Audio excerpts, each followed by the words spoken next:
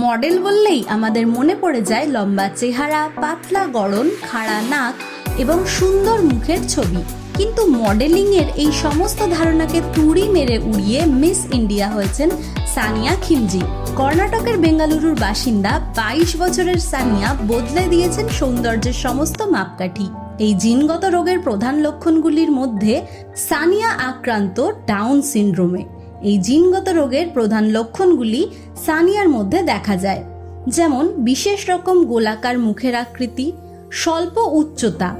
এছাড়াও এই রোগের কারণে আরও নানান শারীরিক সমস্যায় ভোগেন তিনি, কিন্তু এর কোনোটিকেই নিজের কেরিয়ারে বাধা হয়ে দাঁড়াতে দেননি তিনি।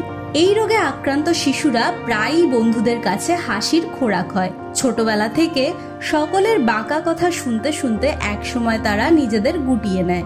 নিজেদের অনুভূতিটুকুও প্রকাশ করে উঠতে পারে না। একমাত্র ভালোবাসা ও সহানুভূতি এই রোগের চিকিৎসা। তাই নিজের মায়ের অনবরত সাপোর্ট পেয়ে সানিয়া বেছে নিয়েছিলেন মডেলিংয়ের মতো কেরিয়ার, যেখানে মানুষকে বিচার করা হয় তার সৌন্দর্য দিয়ে। মডেলিংয়ে সানিয়ার প্রধান বাধা হয়ে দাঁড়ায় তার হাইট, কিন্তু নিজের কনফিডেন্স দিয়ে সানিয়া সেই বাধাও পার করতে সময় নেননি। আর বিদ্রুপের ভয়ে একসময় মুখ লুকিয়ে থাকা সানিয়া আজ বিশেষ চাহিদা বিভাগে মিস ইন্ডিয়া টাইটেল জিতে নিয়ে হয়ে উঠেছেন ভারতেরই একটা উজ্জ্বল মুখ, যে মুখ আত্মবিশ্বাসে ভরপুর, যে মুখ আশা দেখাচ্ছে ডাউন সিনড্রোমে আক্রান্ত আরো কোটি কোটি মানুষকে। ইচ্ছে থাকলে উপায়টাও হয়, এটা চোখে আঙুল দিয়ে দেখিয়েছেন সানিয়া। তাই তো আজ বেশ কিছু নামি ব্র্যান্ডের ব্র্যান্ড অ্যাম্বাসাডারও হয়ে উঠেছেন তিনি, যার মধ্যে রয়েছে স্পোর্টস ব্র্যান্ডও।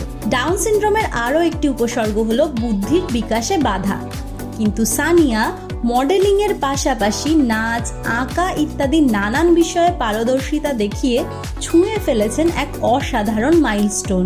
এর আগে সুজিত দেসাই নামে আরও এক ডাউন সিনড্রোমে আক্রান্ত জিনিয়াস সারা বিশ্বের দরবারে নজর কেড়েছিল।